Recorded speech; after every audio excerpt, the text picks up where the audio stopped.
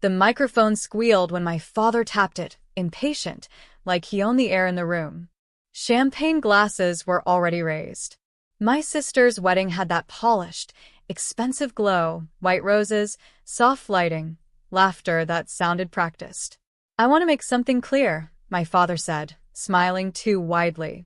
"From today on, I no longer have a daughter named—" He paused, then said my name anyway, slowly, so everyone could enjoy it. A ripple of laughter followed. Not cruel, not kind. Just relieved it wasn't about them. "My name is Clara Whitmore. I'm his eldest daughter. Or I was." I stood near the back, half hidden behind a column, because I'd learned long ago that being visible around my father meant becoming a lesson. He went on, enjoying himself. Talked about legacy. About disappointment. About how blood didn't guarantee loyalty. Then, like the final punchline, he announced he'd sold the company. The one I'd helped build quietly for years. "Everest Holdings," he said, lifting his glass. "They made an offer I couldn't refuse." More laughter. Applause even. I felt something strange then. Not anger. Not humiliation. Just a calm, so sharp it scared me. I stepped forward before I could reconsider. Smiled, because that's what people do when they're about to be misunderstood. "I should introduce myself," I said into the silence. "I am Everest Holdings." And for the first time all night, no one laughed. For a few seconds, the room didn't react at all. No gasps. No whispers. Just the low hum of the sound system and the clink of someone setting a glass down too hard. My father stared at me like I'd spoken in another language. "That's not funny," he said, forcing a chuckle. "Sit down, Clara." I didn't. My knees were steady in a way they'd never been around him before. "I'm not joking," I said. "Everest Holdings is the parent company. I'm the managing partner." Someone near the head table finally turned. Then another. I could feel the attention moving, slow and cautious, like people checking if the ground was safe to stand on. My sister avoided my eyes completely. That hurt more than the laughter had. My father recovered fast. He always did. "This is inappropriate," he said. "You've had too much to drink." I smiled again, smaller this time. "Ask your lawyer," I said. "He's sitting 2 tables behind you." That's when the first crack appeared. Not in his face, in his posture. A tightening. A recalculation. Because the truth was, I hadn't planned to say anything tonight. I'd come to support my sister. To stay invisible. But being erased publicly does something to you. It reminds you exactly why you stopped asking for permission in the first place. And as my father turned, slowly, to look for his lawyer, I realized the wedding had just become something else entirely. His lawyer didn't look surprised. That was the detail people missed later when they retold the story. No widened eyes. No confusion. Just a tired exhale, like someone realizing a meeting had arrived sooner than expected. "I'll handle this," the lawyer said quietly, standing halfway. My father waved him off, sharp and embarrassed. "There's nothing to handle." But his voice had shifted. Less theater. More caution. Guests were pretending not to listen now, suddenly fascinated by centerpieces and half-eaten plates. My sister's new-in-laws watched with polite discomfort, the way people do when wealth and family start misbehaving in public. "You don't own Everest," my father said to me. "You don't own anything." "That's true," I said. "I don't own it. I control it." That distinction finally landed. Years ago, when I left the company voluntarily, he told everyone I wasn't cut out for leadership. Too quiet. Too soft. What he never realized was that I didn't leave to disappear. I left to build something he couldn't touch. The silence stretched. My father glanced at the lawyer again, this time without the authority to stop him.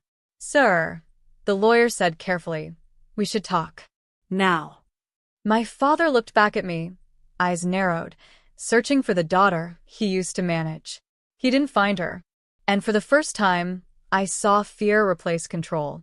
They stepped away from the head table, my father and his lawyer, their conversation reduced to tight mouths and stiff nods. The band kept playing, too cheerful, filling the space where whispers wanted to live. Someone laughed a little too loudly near the bar, then stopped when no one joined in. My sister finally looked at me. Not angry, not confused, just wounded. "You couldn't wait?" she whispered when I passed her. "I did," I said quietly. "For years." She looked away and I let her. This wasn't the moment to explain the difference between stealing a spotlight and refusing to be erased. My father came back alone. His face had settled into that familiar expression, calm, superior, practiced. He leaned toward the microphone again, but this time the room didn't lean with him. "This is a private family matter," he said. "Let's not ruin a beautiful evening." That word, ruin, almost made me laugh. "You already sold the company tonight," I said. "Publicly. You don't get to decide what stays private now."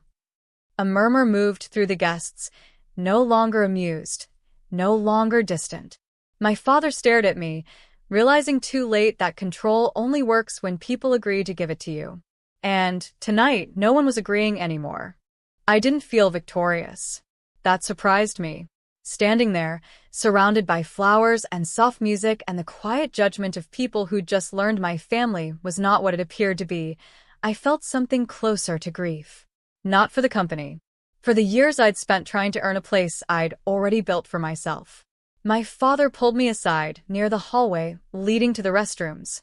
His voice dropped, urgent now. "You planned this," he hissed. "You humiliated me." "I didn't plan tonight," I said. "I plan my life." He scoffed. "You think owning some paperwork makes you powerful?" "No," I said. "I think not needing your approval does." That was the moment I saw it, the shift. He wasn't angry because he'd lost the company. He was angry because he'd lost the story. The one where he decided who mattered. I could have pushed harder. Could have said more. Part of me wanted to.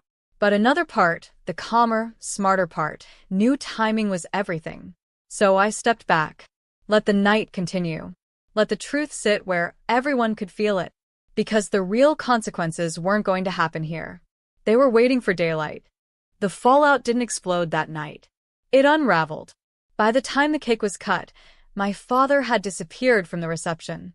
His chair sat empty, napkin folded neatly, like he'd stepped out to take a call and never come back. People noticed. They just pretended not to. I left early. Not dramatically.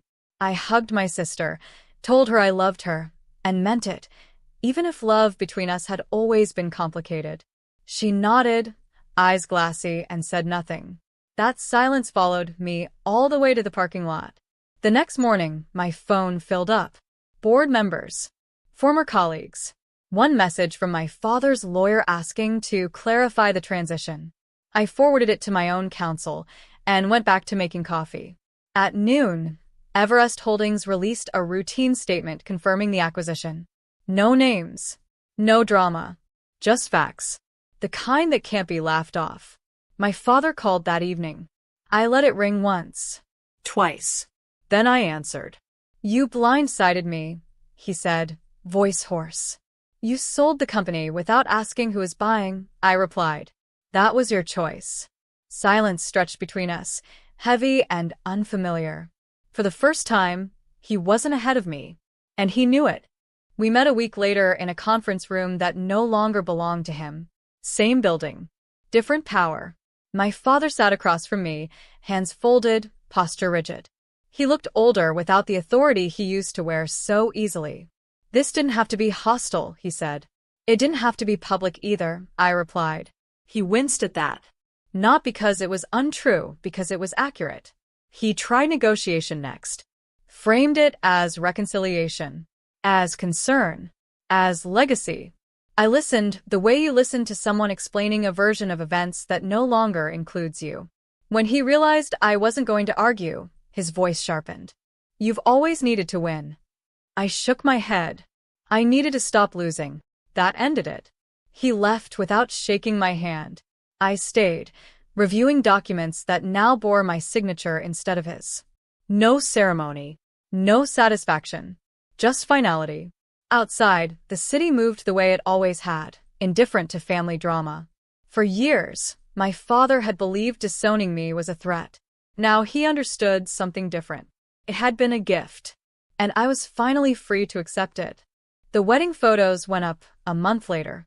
In every picture, my father was smiling, but standing just a little apart like someone already being edged out of the frame. People commented on how beautiful the night had been, how elegant, how memorable. No one mentioned the silence, the pause, the moment the room learned a different truth. My sister called me one evening while I was still at the office.